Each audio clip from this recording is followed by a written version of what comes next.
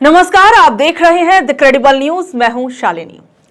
दोस्तों, अब तक जिस एसआईआर के खिलाफ विपक्ष कभी संसद में चिल्ला रहा था, कभी सड़क पर धरना दे रहा था, उसी एसआईआर के विरोध में अब चुनाव आयोग के अपने ही अधिकारी उतर आए हैं। जी हां दोस्तों, ये वही एसआईआर है जिसे लेकर नेता टीवी पर घंटों घंटों बहस कर रहे थे, लेकिन अब असली बगावत मैदान में काम करने वाले लोगों ने कर दी है। हालात ये है कि बीएलओ से लेकर तहसीलदार तक सबने हाथ खड़े कर दिए।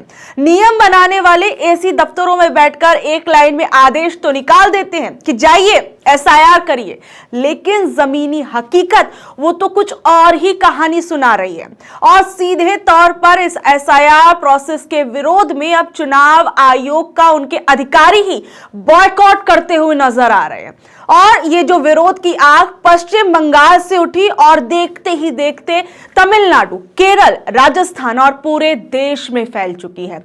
जिस एसआईआर को लेकर चुनाव आयोग और बीजेपी इतनी खुश थी, और आज वही एसआईआर अधिकारियों की नाक में दम किए बैठे हैं। स्थिति ऐसी हो गई है कि नेता क्या विरोध करेंगे, अब तो अधिकारी ही चुनाव आयोग के खिलाफ मोर्चा खोल चुके हैं। केरल सरकार पहले ही सुप्रीम कोर्ट पहुंच चुकी है और अब तमिलनाडु के अधिकारी भी बगावत पर उतर आए हैं और सीधे सीधे बॉयकॉट का ऐलान कर दिया गया। मतलब दोस्तों, वोटर लिस्ट सुधारने निकले इस प्रोसेस के अंदर अब खुद इतना ज्यादा बवाल हो गया है कि उसे सुधारने वाले ही अब उससे दूरी बनाने लगे हैं।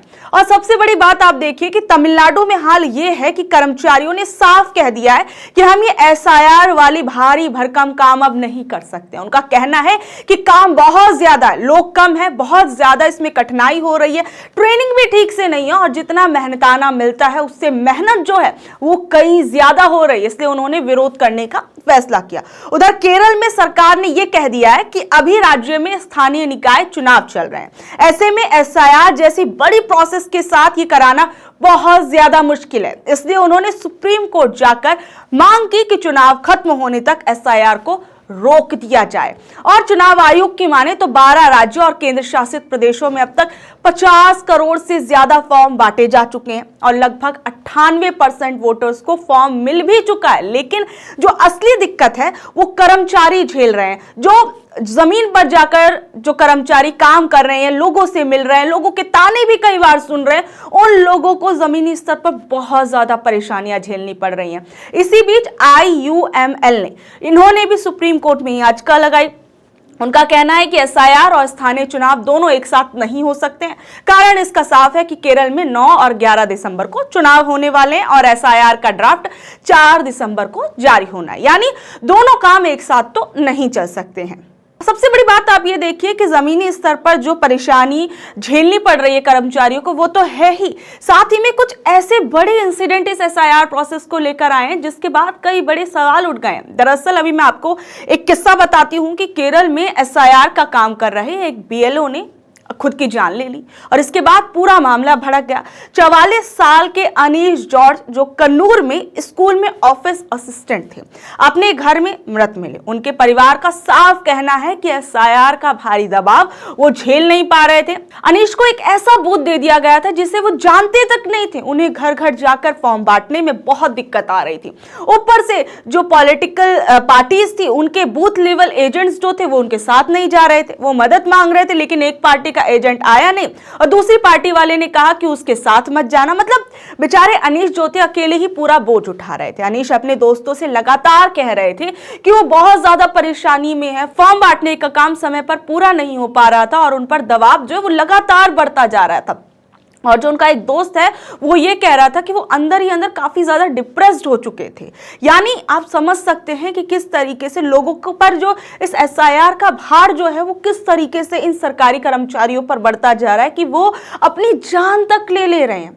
अब आप खुद सोचिए। और इसके बाद फिर यही हुआ कि राज्य के अंदर जो और कर्मचारी थे और जो कुछ बड़े संगठन थे वो काफी ज्यादा गुस्सा हो गए, क्योंकि 3 बड़े कर्मचारी संगठन जो थे वो ये कह रहे थे कि अब बीएलओ जो है वो सोमवार को काम पर ही नहीं आएंगे। यानी कुल मिलाकर एसआईआर का काम रोक दिया गया। मतलब आप देखिए, कुल मिलाकर जो इसे बहुत ही सिंपल प्रोसेस कहा जा रहा है, वो जो नीचे स्तर पर जो काम करने वाले लोग हैं उनके लिए डिप्रेशन का कारण बन रहा है। वो अपनी जान तक ले रहे हैं इस प्रोसेस में। और आयोग को लगता है कि वोटर लिस्ट तो एकदम चक्काचक्क हो जाएगी। पर अगर हम इसको डीपली जाकर इसको देखें तो उनके ही कर्मचारी अपनी जान ले रहे हैं। राजस्थान के अंदर भी एक ऐसा ही किस्सा हुआ और मध्य प्रदेश से भी एक ऐसा ही किस्सा देखने को मिला। राजस्थान के अंदर जो एक बीएलओ था मुकेश कुमार जांगीर, वो इतना ज्यादा काम के प्रेशर में था कि उसने अपनी जान ले ली।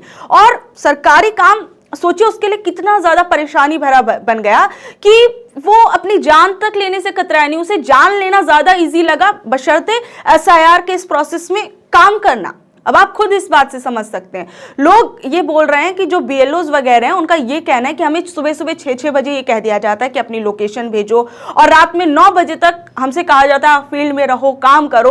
और कई जो बुजुर्ग लोग हैं जो इसमें अभी काम कर रहे हैं उन लोगों तक को बहुत ज्यादा इसमें टॉर्चर झेलना पड़ रहा है। लोगों रात हो जाती है, कई लोग जो होते हैं वो सो नहीं पाते। अब आप खुद सोचिए, एक आम इंसान, उसके लिए रात की नींद कितनी जरूरी होती है। अगर आप एक रात पहले अगर कम नींद आप लेते हैं, 3-4 घंटे की अगर नींद देते हैं और उसके अगले दिन अगर आप अपना कोई काम करते हैं, उस दिन अगले दिन आपको पता है कितनी तनाव, कितना थकान जो होती है वो महसूस होती है। तो ये बीएलओ जो सोचिए फील्ड पर काम कर रहे हैं और उसके बाद फिर इनको अलग से और प्रेशर दिया जाता है। पॉलिटिकल पार्टीज का जो प्रेशर है वो है, साथ ही में चुनाव आयोग का जो प्रेशर है वो तो है ही। जिन घरों में ये जाते हैं वहां पर लोगों को इनको समझाना पड़ता है कि आप अपने फॉर्म्स को ऐसे भरिए, ऐसे करिए, मतलब और उन लोगों से डील करना अपने आप में एक बड़ी बात हो जाती है। और ऐसे में ये लोग बहुत ज्यादा तनाव में आ गए।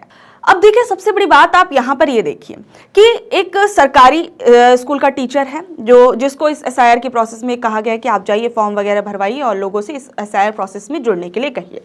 लेकिन अब आप ये सोचिए, एक स्कूल का टीचर जिसने अपनी पढ़ाई लिखाई की होगी ये सोचकर कि वो एक सरकारी टीचर बनेगा और उसके बाद उसका काम सिर्फ और सिर्फ जाकर बच्चों को स्कूल में पढ़ाना होगा।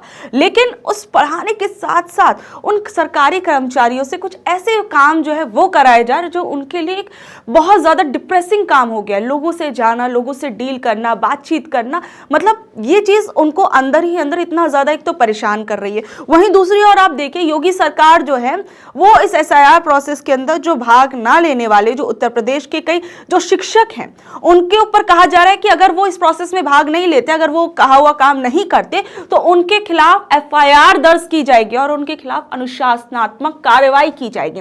अब आप खुद से देखिए कि एक तरफ एसआईआर को लेकर विपक्ष जो विरोध कर ही रहा था वो तो दिख ही रहा था कि संसद से लेकर सड़क तक विपक्ष जो था कह रहा था कि एसआईआर प्रोसेस जो है वो ठीक नहीं है, इसमें लोगों के नाम जो है वो जानबूझकर हटाए जा रहे हैं ताकि जो विपक्ष का वोट बैंक जो है उसे हिलाया जा सके। तमाम तरह के आरोप विपक्ष लगा ही रहा था।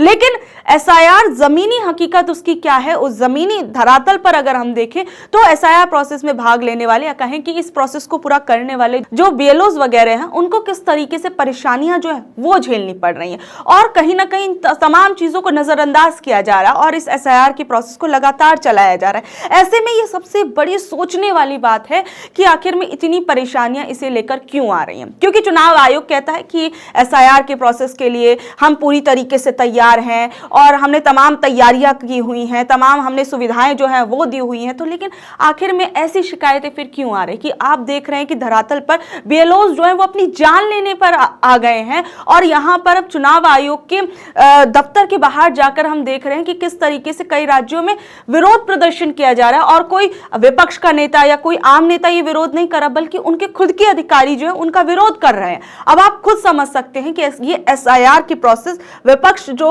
सवाल उठा रहा था वो तो उठा ही रहा था, लेकिन इस पूरी प्रोसेस के अंदर कितनी परेशानियां हैं, आम जो लोग इसमें काम कर रहे हैं उनके लिए कितनी परेशानियां हो रही हैं, ये तमाम चीजें कहीं ना कहीं चुनाव आयोग को ध्यान में रखनी चाहिए। और अगर वो ये एसआईआर प्रोसेस करा रहा है तो इसमें जिस तरीके की अभी खबरें सामने आई हैं उसे आने वाले वक्त में रोकना चाहिए। क्योंकि एसआईआर के जरिए जो कुछ हो रहा है वो तो सब देख ही रहे हैं, लेकिन दूसरी ओर लोगों की जानें जा रही हैं, ये अपने आप में सोचने और समझने वाली बात है। और इसमें डीप रिसर्च की भी बेहद जरूरत है कि आखिर में ऐसा क्या हो रहा है कि जमीनी स्तर पर हम अपने बीएलओज को वो सुविधाएं क्यों नहीं दे पा रहे कि वो लोग इस काम को बोझ ना समझें। ये सबसे बड़ी बात है। बहरहाल आप लोग इस बारे में क्या कुछ कहेंगे नीचे दे कमेंट बॉक्स में जरूर बताइएगा और ऐसे अपडेट से जुड़े रहने के लिए देखते रहिए द क्रेडिबल न्यूज। मैं हूं शालिनी, धन्यवाद।